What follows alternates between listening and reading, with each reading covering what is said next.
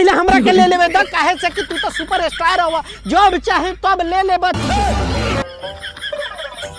चलो भाई। का हो डिंपल भौजी, बोलावा ता रुका। अरे रुका रुका आवा तानी। हाँ भौजी लीची दे ता रुका। बाकी तोरा लगे तो लीची ना मालदेव आम होइनु ना ना, हमरा कहे के मतलब बाकी अभी लीची के तो कोनो सीजन बा ना, तो तोहरा लगे लीची कैसे आ गइल? Good question. अभी लीची के सीजन तो अभी आवे वाला बा, तो मालदेव आम नु होई। आई बात तू कहता रे हौ दांतवा वाली लगे भी अभी लीची ना होई, ओकर भी संतरा हो गइल होई।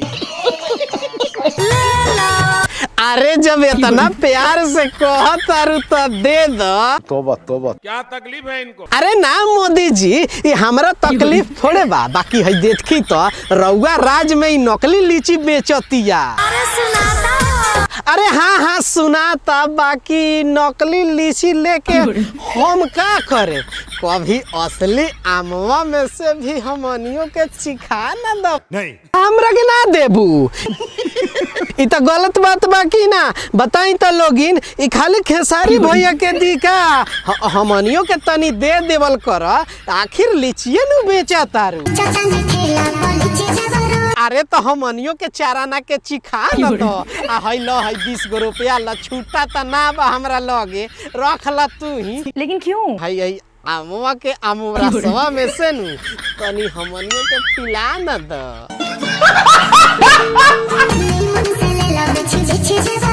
अरे ओकर चिंता तू ना करहो, हम बढ़िया से लेवे नी एकदम लीची, मतलब कि छांट के एक बार मौका दे के तो देखो। अरे बाप रे, ये तो धोती खोल रहा है।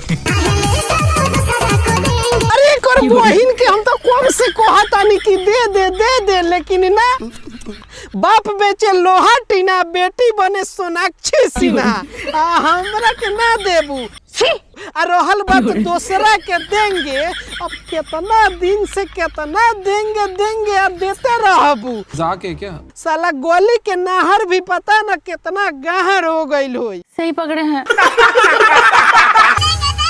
अरे तोरा दीदी के फूल के फुलवारी में फूल बिछा के, फूल के माला पहना के, फूल कुमारी बना के, फूल हाथ में धरा के, फूलझड़ी उड़ा के सुहागरात मनाऊ।